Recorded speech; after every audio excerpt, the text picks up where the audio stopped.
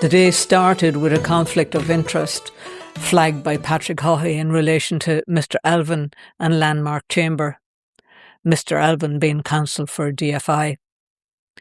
I hadn't a clue what landmark chambers were. When I asked Google what landmark chambers were in Northern Ireland, this is what it described.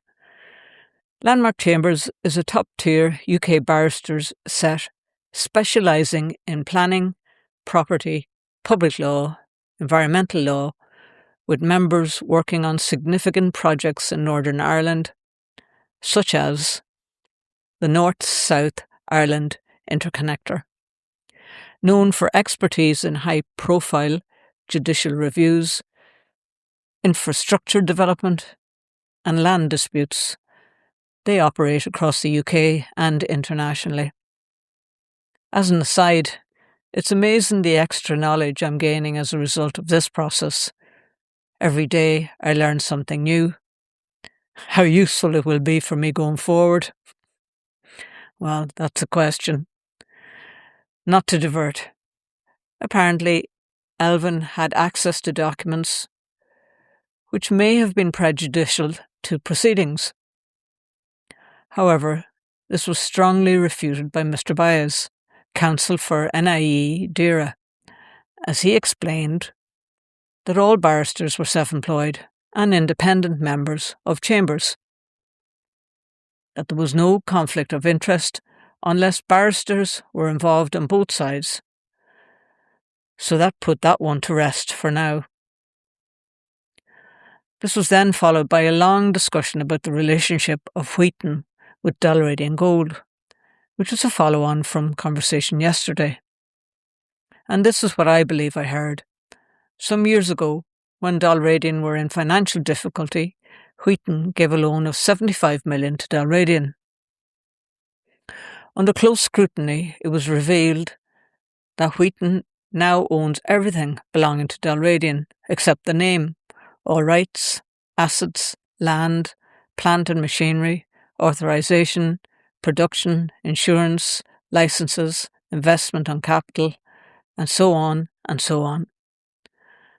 Really, like a holding company for Dalradian, making it effectively a shell company. And for this 75 million loan, Dalradian gave Wheaton for the life of the mine, which means for the length of time that the mine is operating, a slice of future gold value, where it was agreed that Wheaton can purchase from Dalradian an amount of refined gold equal to payable gold. So that means they're able to buy gold at a reduced rate when it goes to market.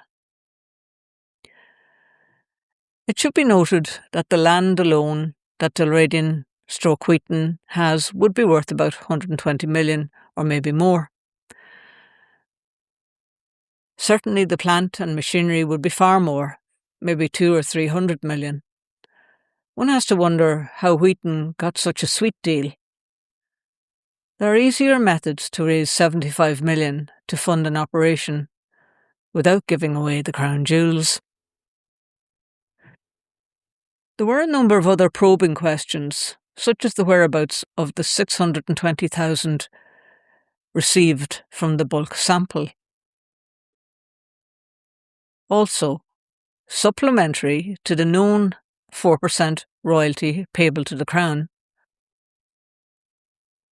a separate royalty agreement surfaced, dated 13 December 2004, and states that a 2% smelter return royalty is payable by Dalradian Gold to Minco, another subsidiary. One would imagine at this point that if you had paid a royalty to a smelter, and there are only about 5 or 6 in the world, you would know where you were going to process the gold, as it would be going to the smelter where the royalty has been paid. Apparently not. We still don't know where the gold has been processed. I wonder why it has been withheld. The question is, how and where have all these considerable costs been factored into the Dalradian economic modelling that nobody has seen? and what checks were in place to protect all the public funding Dalradian has received to date. Direct grants from Invest NI and DOE-linked projects, 336,000.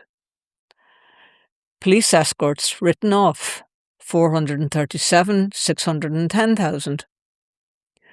And other public environmental schemes, 25,000.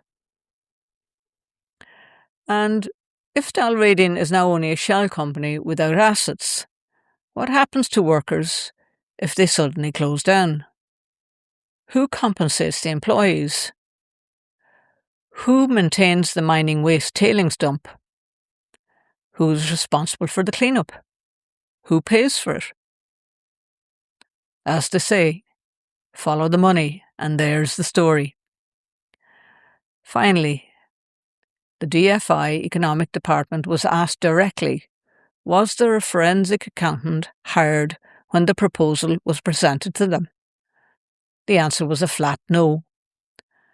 Despite us hearing just yesterday that they did not possess the expertise to thoroughly scrutinise an economic proposal such as this, basically it was above their pay grade.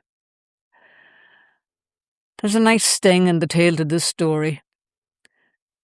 Wheaton's loan has to be paid back before any taxes are paid from profits, and no other loans can be taken out without Wheaton's consent.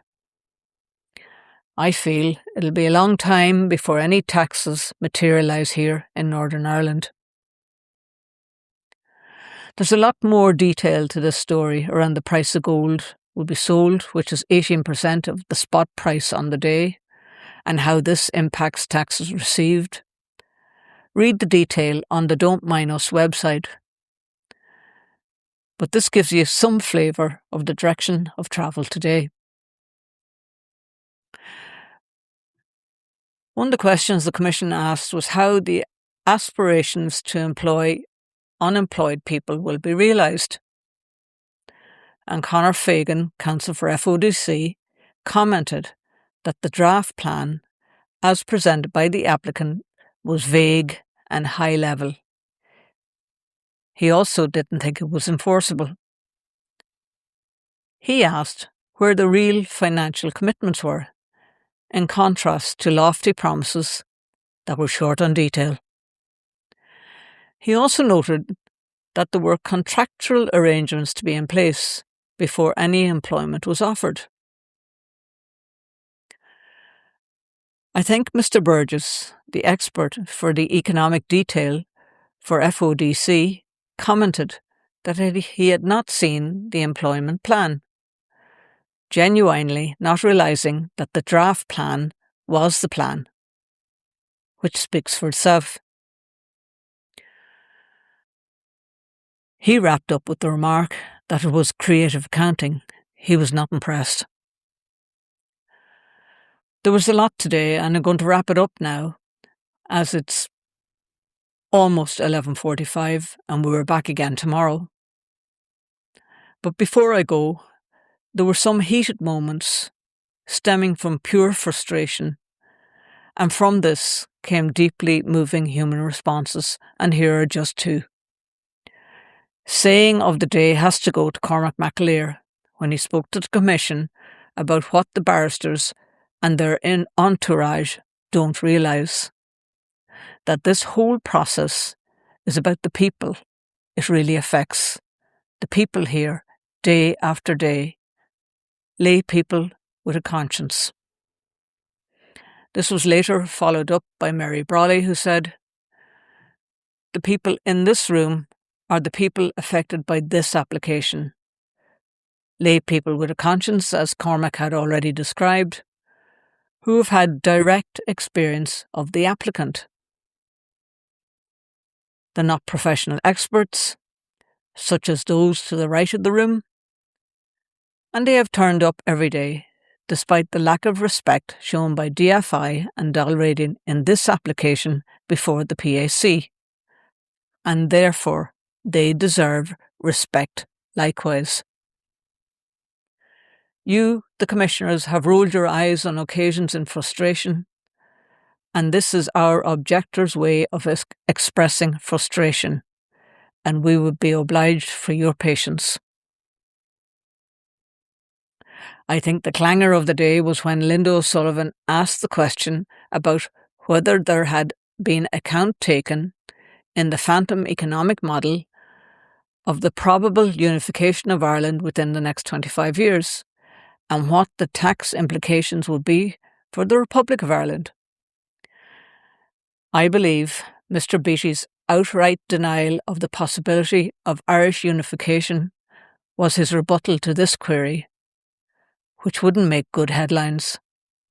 But he would say that, wouldn't he, being from County England? See you all tomorrow.